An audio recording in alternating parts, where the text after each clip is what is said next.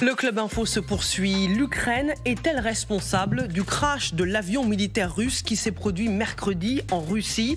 Depuis 72 heures, Russie et Ukraine s'accusent mutuellement d'être responsables d'un crime qui a fait 74 morts selon Moscou, dont 65 prisonniers ukrainiens. Élément troublant, Kiev ne dément pas être à l'origine du crash et a même déclaré qu'elle pensait que l'appareil abritait de hauts dirigeants russes.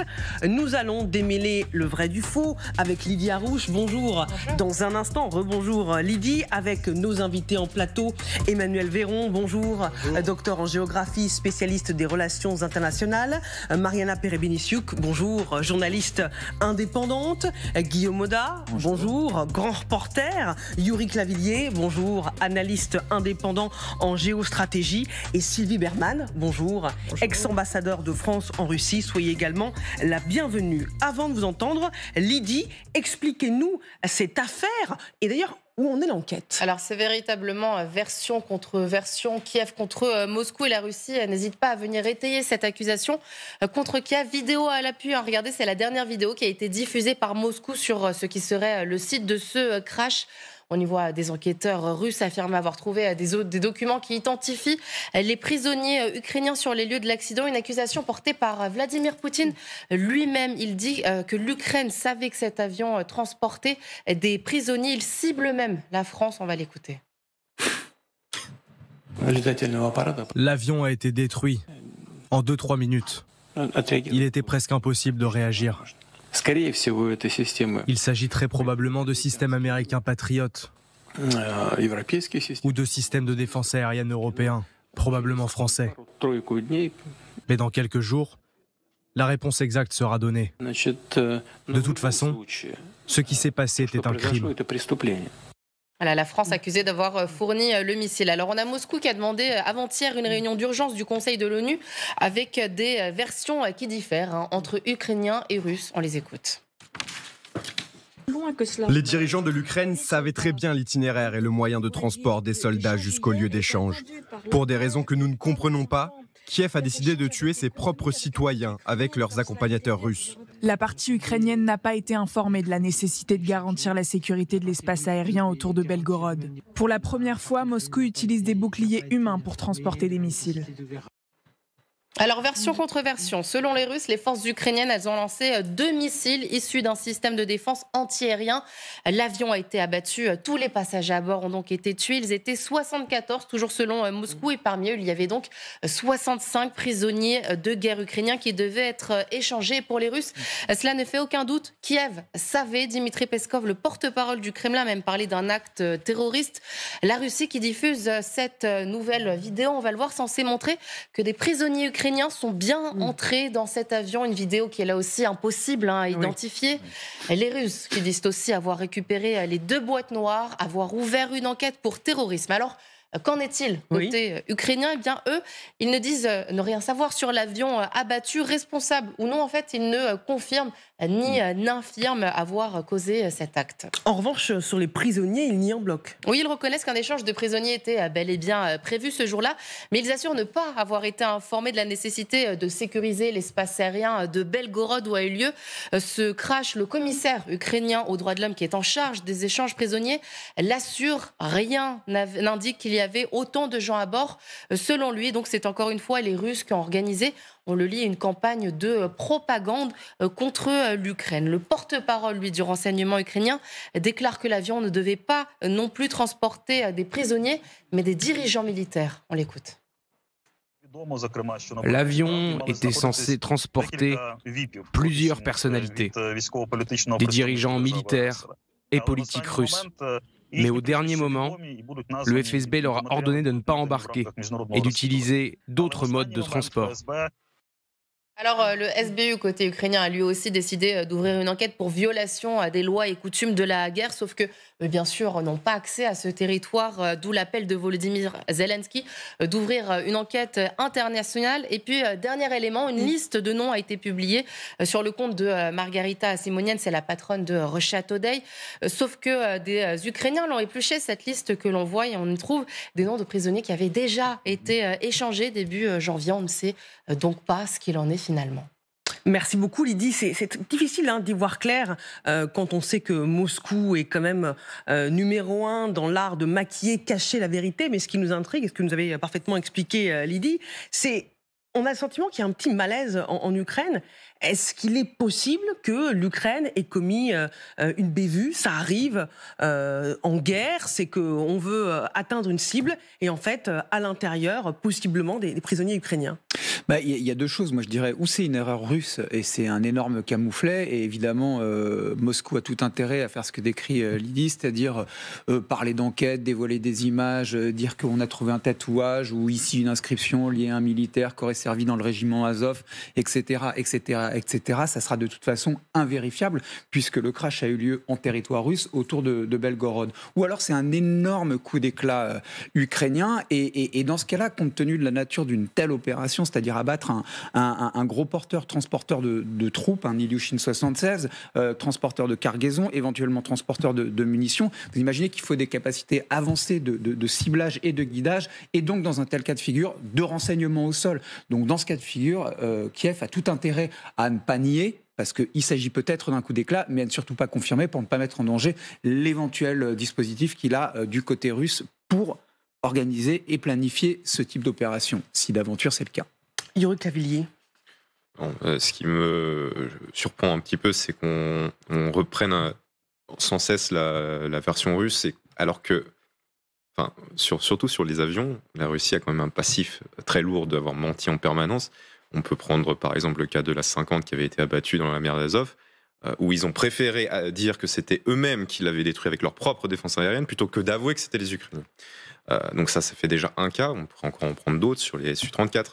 Mais que Moscou mente, ça, je pense que c'est déjà acté. Ou remonter jusqu'au MH17. Oui, mais il ne faut pas forcément. Oui, mais notre travail de journaliste, c'est quand même d'entendre les deux versions. Et il y a cet élément troublant, vous allez le commenter, sur le silence un peu de l'Ukraine. Pas tout à fait d'accord, parce qu'il ne faut pas présenter les deux versions comme si elles étaient égales quand on connaît le passif des deux parties. Et notamment le passif russe. Et on peut reprendre l'exemple du MH17. MH17 qui a été abattu, prouvé par les Russes, dont Girkin en est l'un des architectes, et qui, pendant des années, la propagande russe a utilisé la destruction de cet appareil en disant « c'est les Ukrainiens ». Donc pendant des années, on a mis côte à côte la version russe et la version ukrainienne pour remettre dos à dos les deux, alors que, effectivement, et c'est le travail des chercheurs en open source qui a réussi à prouver qu'effectivement, c'était les Russes qui étaient les coupables. Donc il faut faire quand même attention, je pense que c'est important, et surtout, encore une fois, préciser à chaque fois, c'est bien la version.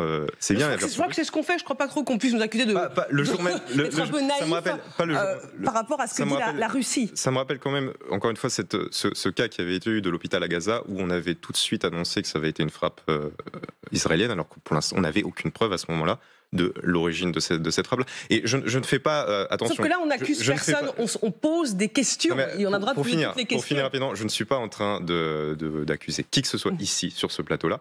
Je veux simplement rappeler que la dépêche de l'AFP, les dépêches et les titres qui ont été directement fournis le jour de cet incident-là, ne mettaient pas en nuance, ne faisaient pas la nuance sur le fait que la version russe, c'était un avion Ilyushin 76 abattu avec 65 prisonniers à bord. C'était ça, uniquement. Sylvie Berman. Écoutez, moi, j'ai pas vraiment de réponse parce que je considère qu'on n'a pas les éléments permettant de répondre à la question. Bon, les Russes sont les spécialistes, effectivement, de la désinformation, donc on ne peut pas, évidemment, les croire sur parole, d'autant plus qu'il y a cette liste, effectivement, qui est sorti un petit peu de nulle part. D'ailleurs, c'est un travail qui est pas très rigoureux si ça vient des services de renseignement russes, parce que c'est facile de vérifier que les prisonniers ne correspondent pas, que certains ont déjà été livrés. Maintenant, il y a quand même un mystère concernant la position ukrainienne qui, dès le début, ne dit rien, dit d'un côté qu'il y a des prisonniers, un échange de prisonniers qui était prévu, qui n'a pas eu lieu, ne faisant pas le lien, évidemment, avec cet avion, disant par par ailleurs que les Russes n'ont pas prévenu que c'était une zone de sécurité. Enfin, il y a quand même pas mal de mystères dans la position des uns et des autres, sans vouloir absoudre les Russes, bien sûr. Là-dessus, parce qu'on connaît effectivement leurs pratiques qui ont été rappelées, et je ne pense pas qu'on ait de réponse un jour, parce que les boîtes noires, elles seront ce qu'en diront le contenu des boîtes noires, ce qu'en diront les Russes, et il y aura évidemment jamais d'enquête internationale. Oui, puisqu'ils le refusent. En ce qui concerne l'Ukraine, dans un premier temps, des médias ukrainiens avaient annoncé que justement les Ukrainiens avaient réussi un coup de force en abattant cet avion, et puis ils ont retiré l'information à cause des implications possibles. Mariana. Alors je suis tout à fait d'accord avec ce qui était dit, particulièrement par Yuri. Il faut quand même tenir compte du passif. Et si on revient au passif, il y a quand même des éléments. Premièrement, il y a le président russe qui s'exprime en personne en évoquant une hypothèse grotesque de la batterie patriote. Soyons clairs, la batterie patriote est là juste pour marquer une sorte de symbole. Par ailleurs, si on regarde les blogueurs militaires russes avec les pertes d'aviation russes récentes, c'est-à-dire depuis un mois, on va dire, fin décembre, à chaque fois, c'était marqué que c'était à cause de batteries patriotes, mais dans les endroits où les batteries patriotes, où il n'y a pas de batteries patriotes stationnées. Il faut se rappeler que l'Ukraine n'en possède que très peu, malheureusement. Ce serait chouette si l'Ukraine pouvait les mettre un peu partout sur son périmètre, mais ce n'est pas le cas. Donc, c'est très clairement pas abattu par la batterie patriote. Mais qu'est-ce que ça rappelle ? Ça rappelle cet incendie de la prison à Donetsk, quand les Russes ont mis à feu les prisonniers de guerre ukrainiens qui étaient une partie des défenseurs d'Azovstal. Par ailleurs, même les images qui étaient montraient un incendie en absence de toute explosion, et les Russes, très cyniquement, avaient dit que c'était les Ukrainiens qui avaient abattu leurs propres prisonniers de guerre avec des HIMARS. Donc, vous voyez, premièrement, c'est une opération de communication extrêmement cruelle, extrêmement perverse. Bien entendu, c'est une opération psychologique pour marquer les Ukrainiens, parce que la question de prisonniers est extrêmement sensible. Et je pense que ça peut également expliquer le malaise absolument réel du côté ukrainien, parce qu'il se peut que c'était un coup d'éclat, mais il se peut que les Russes exécutent les 60 prisonniers par la suite en représailles. Et les Ukrainiens doivent tenir compte de l'ennemi, de son caractère, vous voyez ? C'est une hypothèse possible. Ce qui m'intrigue, et c'est pour ça qu'on pose la question, c'est que le renseignement ukrainien n'exclut pas la présence de prisonniers ukrainiens dans cet avion et ne dément pas, comme ils ont pu le faire par le passé, très rapidement en disant « on n'est pas du tout impliqué dans le crash ». Emmanuel Véron. Oui, alors effectivement, probablement parce que côté ukrainien et dans le service renseignement ukrainien, il y a bien évidemment une forme de prudence, mais qui doit s'expliquer parce que, notamment dans les gens qui étaient dans l'avion, il devait y avoir des informations, probablement. Donc on ne dit pas tout ce qu'on sait au risque de dévoiler d'éventuelles choses qui pourraient impliquer des opérations en cours, des choses comme ça. Donc on peut avoir ce volet d'hypothèse-là. Mais en ce qui concerne l'aéronef lui-même, si on entend les éléments de langage, mais ça a été dit par tout le monde en fait autour du plateau de Poutine sur c'est des équipements américains, peut-être même la France, etc. Ça intervient dans la suite de la séquence de livraison de nouvelles armes, oui, notamment par la France qui a largement communiqué là-dessus, et notamment de systèmes qui pourraient être extra. Donc ça permet, si vous voulez, de tout de suite de reporter la faute sur ce soutien otanien, etc. Oui. Donc de recliver, de redonner du clivage à partir de quelque chose qui est probablement une opération qui a, entre guillemets, pas été complètement bien bordée par les services russes, ou alors complètement bien bordée, mais bien évidemment, il y a des effets pervers. Donc si on revient sur le sujet ukrainien, la prudence est probablement liée à attention à ne pas trop en dire, à ne pas trop en faire, parce que c'est la guerre et parce qu'on n'est pas dans une logique où il faut constamment tout dire, tout faire et faire preuve d'entre guillemets de transparence, etc., au risque de se dévoiler. Donc on revient au script initial d'un service spécialisé, en l'occurrence là ukrainien SBU, pour laisser voir jusqu'où les Russes peuvent s'empêtrer justement dans la communication autour de cette affaire. Vous voyez ? Donc c'est assez sophistiqué hein, dans les faits, hein, ce qui se passe là. C'est assez compliqué. Oui, simplement pour abonder sur ce qui a été dit par Emmanuel, par exemple, sur les frappes qui ont été le fait, peut-être ou non, d'Ukrainiens à Belgorod, ça n'a jamais été revendiqué comme tel. Donc ça, c'est aussi un point qui vient un peu éclairer ce qui s'est passé autour de cet aéronef. Et moi, simplement, pour replacer en un mot, ça s'inscrit aussi dans une séquence qui traduit un énorme embarras du côté russe. Il faut imaginer que cet Ilyushin 76, il vaut à peu près 45 à 50 millions de dollars, celui qui a été abattu. On se rappelle qu'il y a une dizaine de jours, il y a 2 avions radars qui ont été neutralisés, 300 millions de dollars pièce. On se rappelle également qu'au-dessus de Kharkiv, 3 chasseurs Sukhoi bombardiers russes avaient été neutralisés également. Alors là, par la défense antiaérienne patriote du côté ukrainien et qui est placée et positionnée à Odessa. On se souvient qu'un navire militaire avait été coulé, 500 millions de dollars pièce. Bref, je me suis amusé à faire le petit calcul. En un mois, c'est l'équivalent d'1,5 milliard de dollars qui ont été neutralisés par les défenses ukrainiennes. C'est à peu près 1% du budget total russe et des dépenses militaires russes.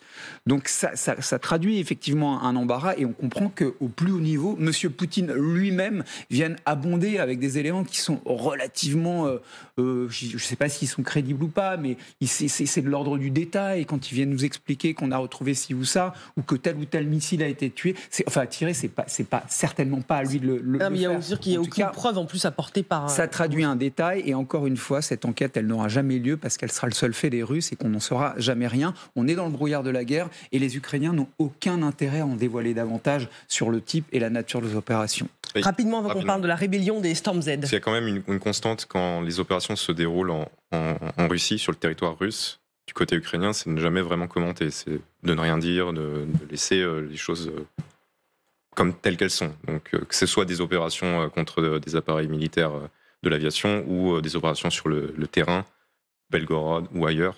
Kiev s'est déjà félicité rapidement, on en a parlé sur ce plateau, des incursions en territoire russe. Oui, mais c'est jamais sans chercher à expliquer exactement, oui, donc on a opéré là avec des... pour ces objectifs-là, c'est toujours... C'est le karma, c'est la bavovne, je crois que c'est le mot, mais c'est de manière générale, il se passe des choses en Russie, on est peut-être responsable, on n'est pas responsable. Qui tue. Voilà, c'est... Évidemment, on suspecte tous que l'Ukraine a un rôle dedans, mais c'est le choix qui a été fait en termes de communication stratégique de la part de l'Ukraine. C'est de rester ambigu sur ce qui se passe.